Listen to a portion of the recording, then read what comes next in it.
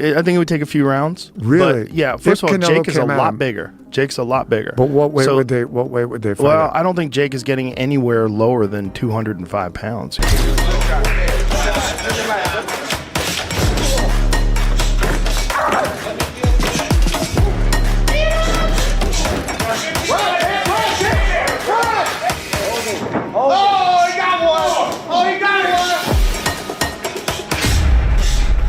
There's a few Americans, and this might be crazy, I think Jake Paul's got a chance.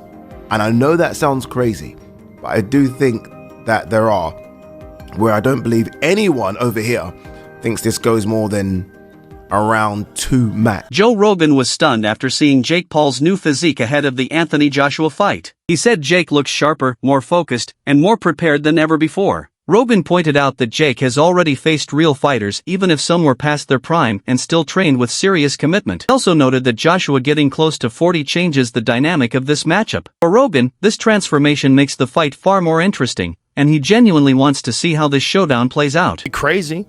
I like a little freak show every now and then. I as far as, like, would you like to see... I like Jake a Paul, lot of freak show. Like, if Jake Paul wants to fight for the title, I would like to see him beat top contenders in the light heavyweight division or whatever division he chooses to compete at, and then eventually fight for a title. Yeah. But are the fights even real? Like the Tyson fight? Like, I saw video breakdowns of Tyson... Jake Paul's latest transformation has taken the combat sports world by surprise. A short clip of him training shows a fighter who looks tighter, stronger, and far more conditioned than in any of his previous camps. Stance, his movement, and his confidence all look upgraded, almost like he's preparing for the biggest test of his life. With Anthony Joshua waiting for him, this version of Jake feels like a direct message to everyone who once called him a gimmick. Fans are stunned at how quickly his body has changed, a sign that this camp is built on real discipline, not entertainment.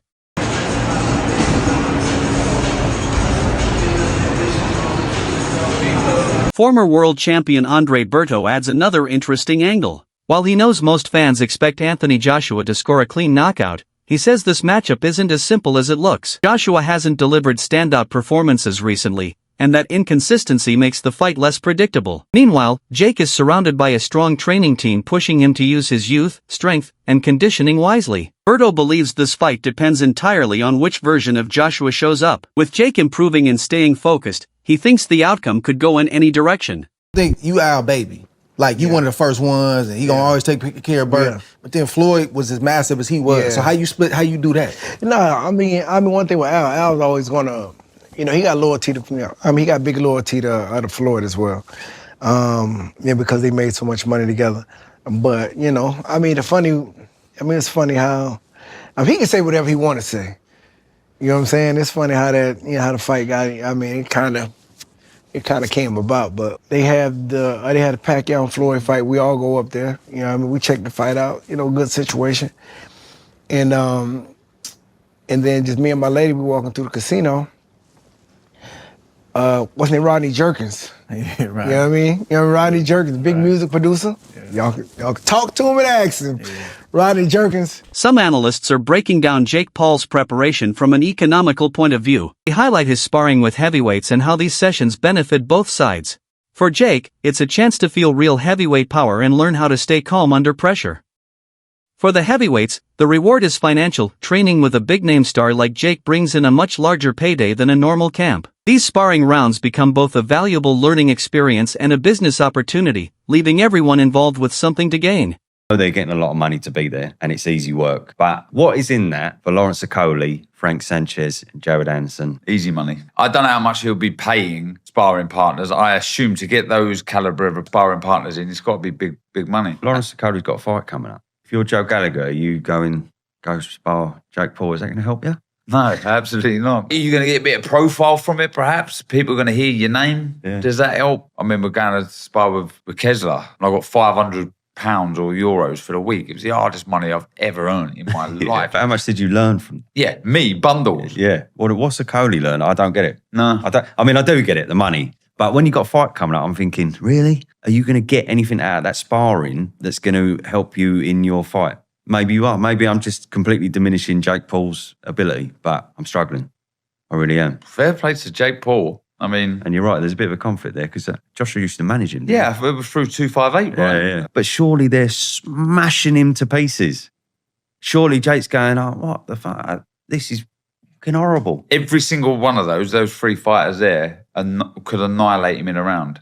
Yeah, so are they not? Brendan Schaub and Brian Callen shift the attention toward Anthony Joshua. They say Joshua must walk into this fight understanding exactly what he represents. To them, this matchup is not just about beating Jake Paul, it's about protecting boxing's reputation on a global stage. Because this fight will stream to millions on Netflix, countless new viewers will judge the sport based on Joshua's performance. Schaub and Callen insist that Joshua must treat this as a statement fight, entering the ring with total focus and proving why he's still one of boxing's biggest names. Again, if mentally he's not like, all right, I got a job to do, I'm representing boxing, a lot of American fans don't know me, this will be the most watched thing on fucking Netflix ever for sports-wise, so I got to make a good, showing.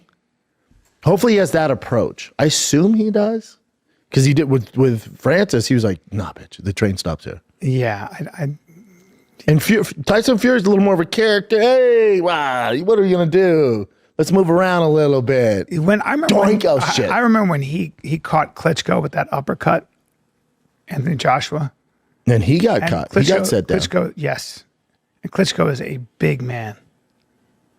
You're just dealing with literally a different ecosystem, man. But that's what makes it. That's why it's a brilliant move by Jake. Because his fan base is like, oh my God, Jake, it's David versus Goliath, literally. It's this YouTuber Disney kid. Look how far he's come. He's actually going to do it. What if he wins? So there's that demo of his. And then there's the rest of the world who go, and they're so off on this, but they go, we got to get Jake Paul out of boxing. I can't wait to see his head get knocked off by Anthony Joshua. And that's the majority, right? So those two worlds mix, and you get the most watched boxing match on Netflix ever. More so than Mike Tyson at fucking 77 in a fake sparring match. This, So if you're Jake, it's brilliant. Yeah, it is. Okay, so let's go through it. Let's say Jake gets knocked. Sports analyst Ade Oladipo expands the debate by examining the changes Joshua has made in his own training. He notes that Joshua has refined his style, adjusted his rhythm, and is taking this fight extremely seriously. But he also believes Jake Paul isn't coming in blindly. Knowing Joshua is evolving, Jake has probably changed his own approach, adding new techniques and polishing the details that could give him an opening. Oladipo says both men are reinventing themselves, which gives Jake a real chance to create a moment that shocks the world.